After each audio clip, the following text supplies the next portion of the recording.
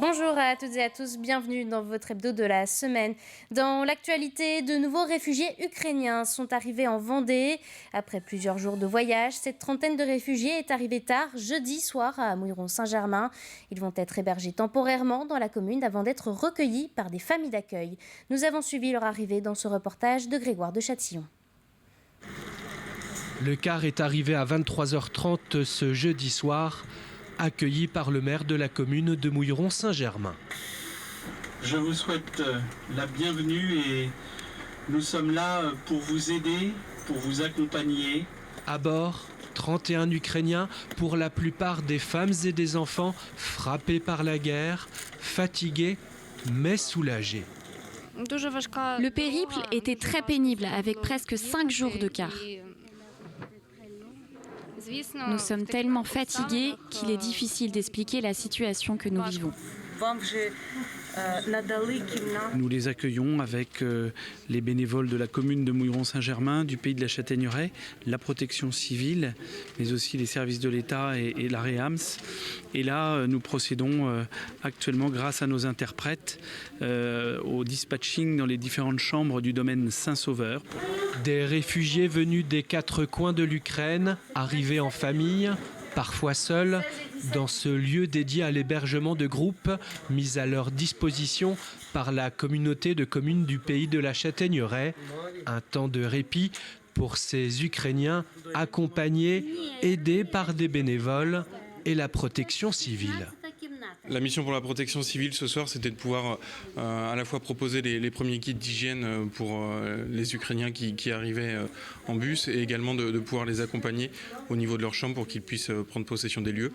On a également mis en place une surveillance médicale avec un médecin et un infirmier de notre association qui sont présents en cas de besoin ce soir. Je suis très heureuse et très surprise pour cette bienveillance à notre arrivée. Il y avait le maire de la ville. C'était très agréable qu'il y ait autant de monde avec des sourires dans cet endroit. Ça me plaît beaucoup d'être ici. L'air est pur. Un air pur, sans sirène, sans bombardement, dans la campagne vendéenne, ces réfugiés ukrainiens pourraient dans un deuxième temps rejoindre des familles d'accueil. En attendant, ils peuvent dormir en paix.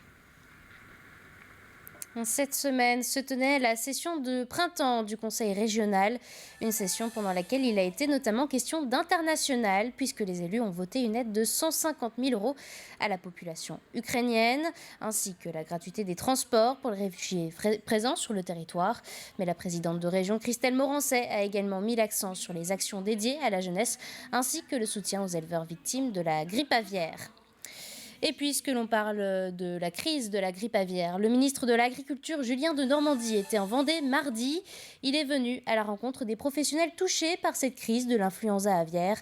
2 millions d'euros d'aide sont donc mis en place pour les éleveurs vendéens. Le ministre annonce en plus un soutien massif de l'État à toute la filière. Dans les aides économiques que j'évoquais, c'est bien l'ensemble de la filière, l'amont et l'aval.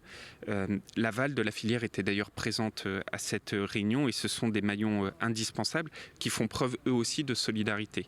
Donc ils seront évidemment concernés par les aides économiques et 2, au moment où je vous parle, se tient en parallèle une réunion avec mes collègues du ministère du Travail, notamment sur les soutiens pouvant être mis en place, que ce soit sur l'activité partielle ou le chômage partiel, pour pouvoir aussi accompagner les producteurs en aval, les transformateurs en aval qui sont évidemment impactés lourdement par la situation. Pour rappel, plus de 6 millions de volailles ont été abattues depuis le début de cette crise dans le département. L'actualité, c'est aussi la colère des professionnels des travaux agricoles, forestiers et ruraux face au prix du carburant. Une cinquantaine de tracteurs ont mené une opération escargot à La Roche-sur-Yon lundi à l'appel de la Fédération nationale entrepreneurs des territoires. Ils s'inquiètent notamment des conséquences de la flambée des prix du carburant sur leurs entreprises. Nous retrouvons Pierre Dalicieux aux côtés du président régional de la Fédération. Ceci n'est pas une manifestation d'agriculteurs derrière moi, mais une manifestation d'entreprises de travaux agricoles, travaux ruraux et forestiers, des entreprises qui interviennent chez des agriculteurs, des communes ou bien des entreprises privées. Je suis avec le représentant régional, bonjour. Aujourd'hui, il y a un problème, c'est que le prix du carburant s'est envolé. Oui, bonjour. Le prix du carburant s'est envolé. On arrive à acheter du carburant sur l'année 2021 aux alentours de 50 à 60 centimes du litre. Aujourd'hui, on est passé à plus de 2 euros, 2,10 € du litre. Donc ça fait une majoration très forte comme charge de carburant pour nos entreprises. Par exemple, sur un mois, on peut dire que ça a plus que doublé vos charges de carburant. Effectivement, on achète le carburant souvent par semi-remorque complète. On est sur un prix de semi de carburant qui avoisinait les tours de 25 000 € la semi-remorque. Actuellement, on est monté jusqu'à plus de 65 000 € la semi-remorque. Donc ça fait plus de 2 à 300% le prix de carburant. Est-ce que ça va poser de graves problèmes pour les entreprises ? Ce sont des entreprises aujourd'hui qui ne sont plus viables. On va être obligé de répercuter nos prix sur le prix de nos prestations. Ça va faire des majorations de plus de 30 à 35% de nos prestations, ce qui va être difficile à absorber pour nos clients. Oui. Et accessoirement, le client final par son alimentation. Oui.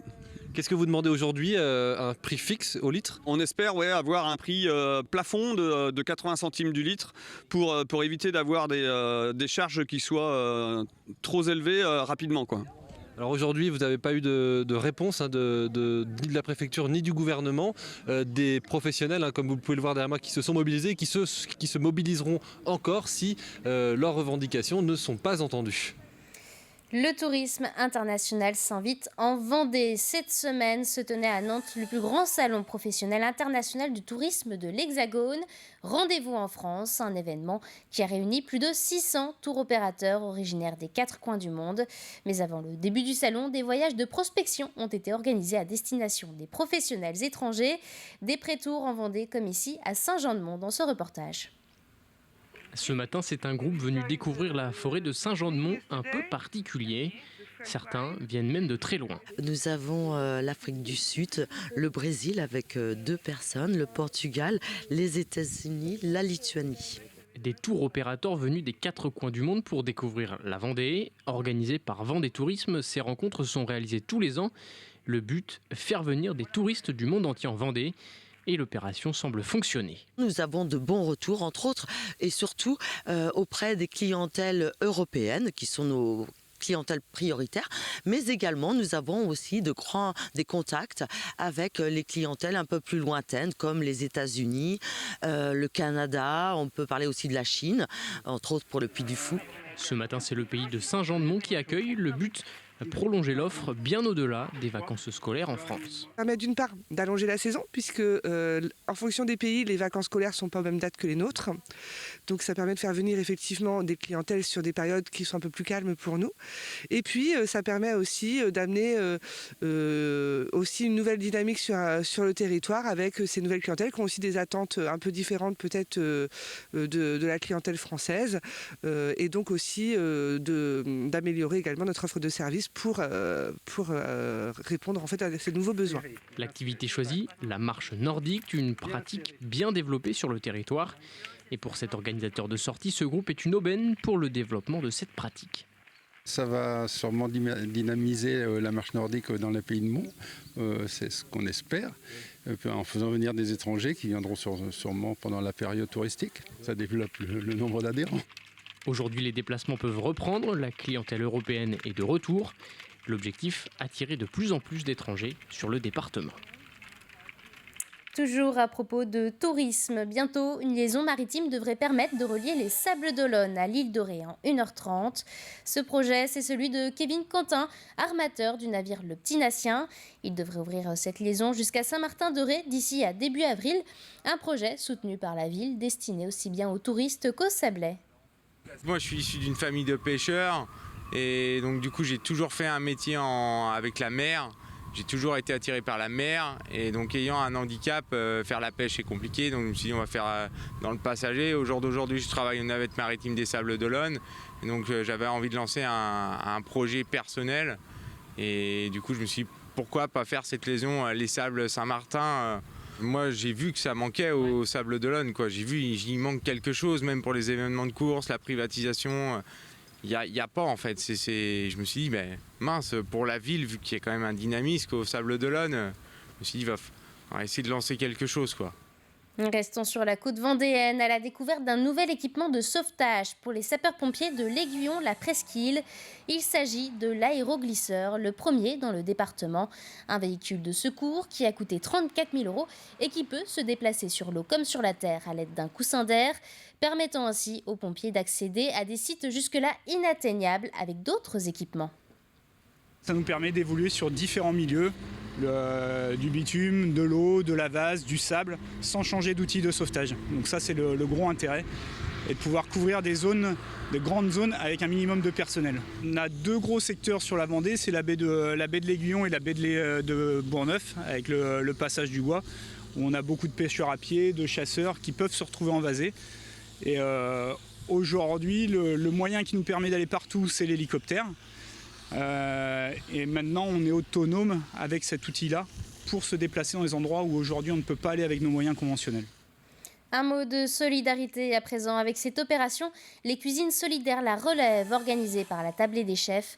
Jusqu'à vendredi, 1 millier d'étudiants en cuisine de toute la France se sont mobilisés contre la faim en cuisinant près de 10 000 repas pour des associations d'aide alimentaire.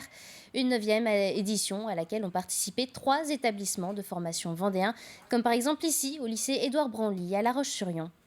Le but, c'est de produire des repas pour des associations d'aide alimentaire, mais c'est une opération qui se déroule une fois par an. Donc c'est une aide ponctuelle et de qualité. Le problème dans les associations d'aide alimentaire, c'est que souvent ils reçoivent des produits en grande quantité, mais c'est des produits assez bas de gamme parce qu'on est obligé de privilégier la quantité à la qualité. Et là, ce qu'on fait, c'est qu'on laisse les jeunes futurs cuisiniers préparer des recettes avec des produits de qualité. Le second but de l'opération, c'est de sensibiliser les futurs cuisiniers à la précarité alimentaire et de leur montrer ce qu'eux peuvent faire pour lutter contre ça. Vous le savez peut-être, en Vendée, le taux de boisement n'est que de 5,6%. C'est le 2e département le moins boisé de France.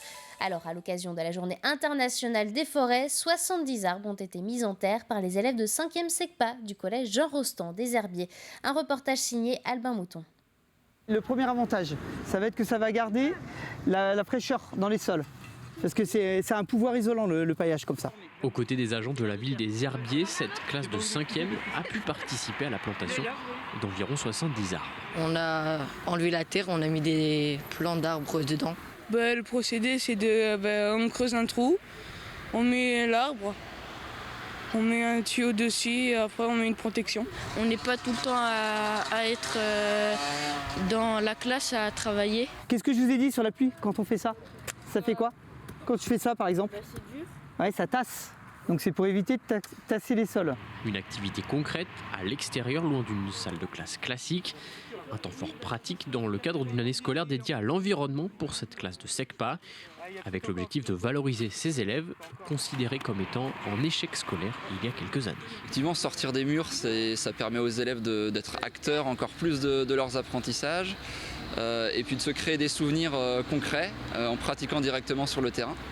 Et puis ces arbres-là, ils vont pousser pendant des années et des années. Donc quand ils repasseront ici dans 20 ou 30 ans, ils auront laissé leur empreinte de manière positive ici au collège et dans la ville des Herbiers. Les élèves créent ainsi un lien avec les professionnels et les agents de la ville en profitent pour faire de la pédagogie et leur permettre d'apprendre autrement.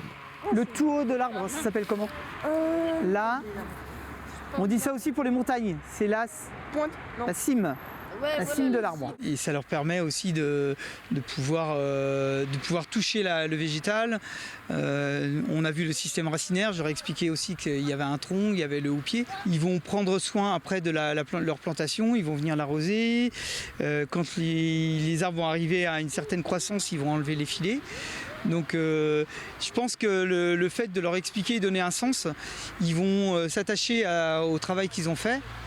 Et ils prendront plus soin que si on plantait bêtement comme ça sans rien leur expliquer. Tout au long de l'année, la douzaine d'élèves de cette classe aura ainsi visité la scierie Pifto, rencontré un sculpteur de bois ou encore un luthier. D'autres temps forts sont prévus, notamment chez les meubles Gauthier.